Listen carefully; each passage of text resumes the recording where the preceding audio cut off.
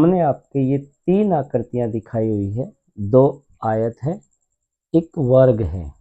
इसमें आप देखेंगे ये आयत 2 भागों में बटा हुआ है। इस आयत को अगर आप देखेंगे, आयत के 1 2 3 4 5 6 7 8 9 10 11 12 बराबर खानों में बटा हुआ है। इधर इस वर्ग को आप देखेंगे 2 और 2 4 भागों में बटा हुआ है।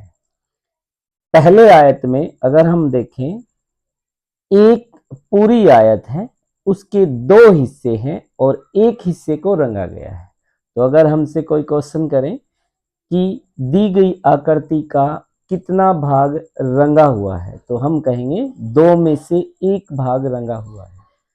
2 में से 1 भाग रंगा हुआ है, लेकिन पूरी आकृति का कितना भाग रंगा हुआ है? तो पूरी आकृति के 2 हिस्से कर दिए, एक हिस्सा जो है रंगा हुआ है। तो इसमें हम ये कह सकते हैं कि पूरी आकृति का आधा भाग रंगा हुआ है, आधा भाग। अब आधा को गणितीय भाषा में कैसे लिखेंगे? 1/2, यानी 2 में से 1 भाग, आधा भाग रंगा हुआ है। अगर ये इस तरह से पूछे कि आकृति का कितना भाग रंगा नहीं हुआ है, तब भी आप क्या लिखेंगे? आधा भाग रंगा हुआ नहीं है। आधा भाग रंगा हुआ है, आधा भाग नहीं रंगा हुआ है। तो हम ये कह सकते हैं कि 2 खानों का आधा।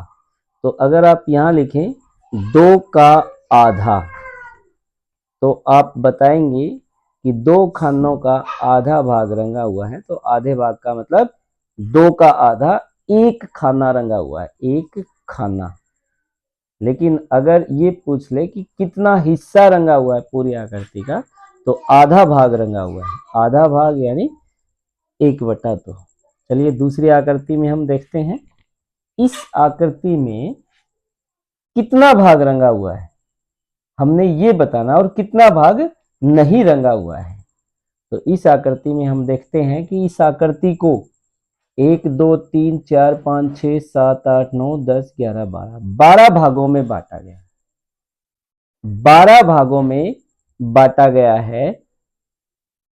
उसमें से कितने भाग में रंग किया हुआ है? 1 2 3 4 5 6।